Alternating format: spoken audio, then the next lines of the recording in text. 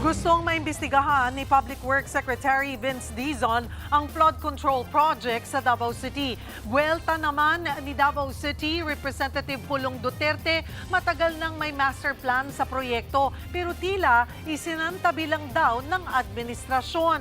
Aniya sa frontline sa balita si Bril Montalvo ng News 5 Mindanao. Naabutan ng News 5 si Nanay Luz Viminda na naglalabas sa gilid ng Talomo River sa barangay Talomo proper, Davao City. Nasira ang kanyang bahay nang umapaw ang tubig at bumaha noong Biyernes dahil sa malakas na ulan sa bukid. Dito lang talaga kami.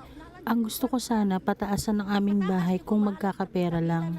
Hindi talaga kami aalis kasi wala kaming ibang malilipatan kahit delikado. Si Christine naman na higit isang dekada nang nakatira sa gilid ng ilog, mapipilitan ng umalis dahil inalod ng rumaragas ang baha ang kanilang bahay.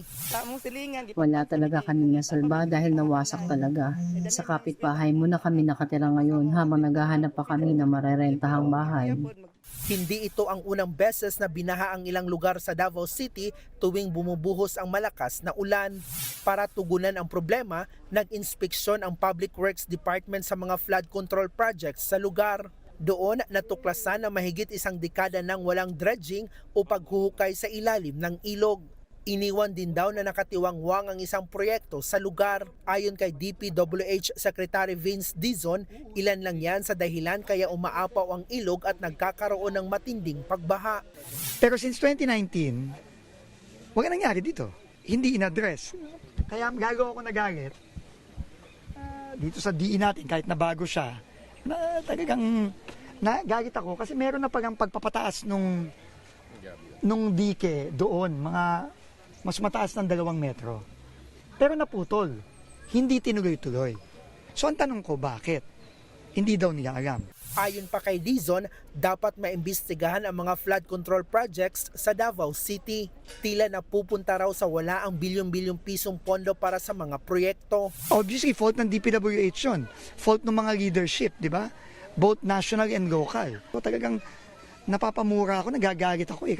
Buwelta naman ni Davao City Representative Paulo Duterte kay Dizon, tama na ang turuan kung sino ang may kasalanan. Dapat daw aksyonan na agad ang problema para hindi na maulit ang matitinding pagbaha. Kinwestiyon din niya ang tila pagsasantabi ng administrasyon sa flood control master plan ng Davao City. 2023 pa raw ito isinumiti sa national government pero wala pa rin daw pondo hanggang ngayon. Wala pang tugon si Secretary Dizon sa mga pahayag ni Congressman Paulo Duterte.